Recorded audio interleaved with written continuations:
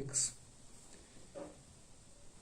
It is the sixth chapter of Flamingo Class 12th, Poets and Pancakes, and it is written by uh, Asako Mitran,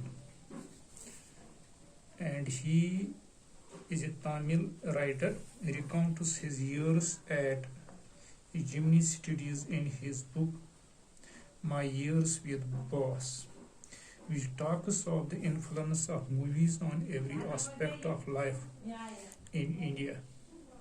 The Gemini Studios, located in Chennai, was set up in 1940. It was one of the most influential film producing organization of India in the early days of Indian filmmaking. Its founder was S.S. Vasan. The duty of writer, that is Asakam Mitran, in Gemini Studios was to cut out newspaper clippings on a wide variety of subjects and store them in files. Many of these had to be written out by hand. Although he performed an insignificant function, he was the most well informed of all the members of the Gemini family. The following is an excerpt from his book My Years with Boss. Now, before we can go through this chapter, here we should know the characters. First of all, there is Boss. He is Mr. S.S. Vasan, the founder of Gemini Studios. He had a liking for erudite and scholarly persons. He seems to be a beloved man who is surrounded by shallow people and sycophants. And the number second character is who plays its part is Sabu. He is the number second at Gemini Studios. He always looked cheerful and was highly resourceful, charitable, and of a loving nature. He was also an amazing actor, poet, and novelist. He was always seen with the boss. And the third character is a legal advisor. He was a lawyer working in the security department of Gemini Studios. He unintentionally ended the career of a budding actress. And the number fourth character is Office Boy. He is in the makeup department of Gemini Studios and does the makeup of the players in the crowd scenes of Troy. He aspired to be a top film star, screenwriter, director, or lyric writer, but was a highly frustrated man because he could not become any of them. Now, let us read the first paragraph of this chapter. Pancake was the brand name of the makeup material that Gemini Studios bought in truckloads. Greta Garbo must have used it.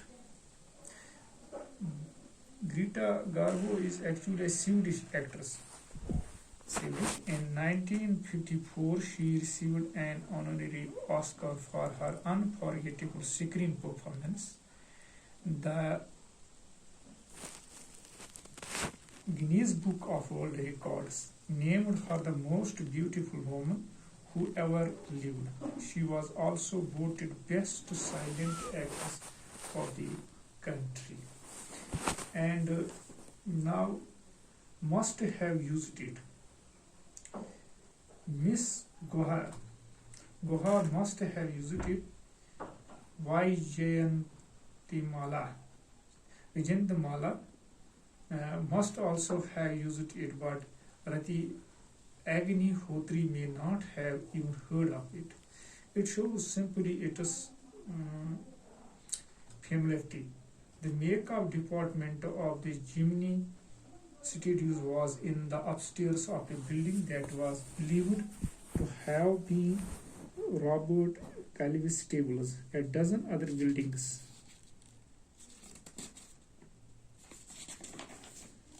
in the city are said to have been his residence for his brief life and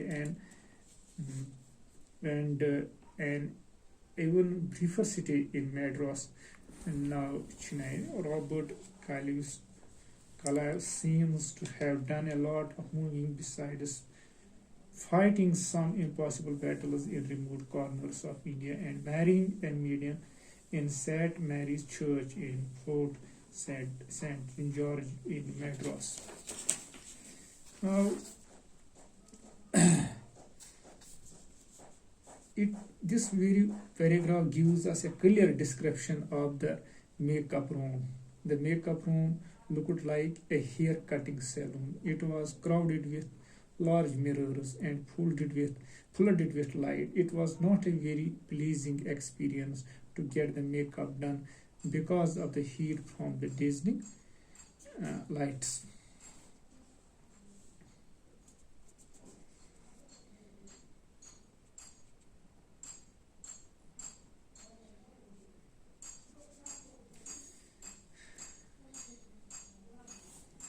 And the author mocks Robert Clive by saying that during his short life, he is said to have lived in a number of residences in Madras.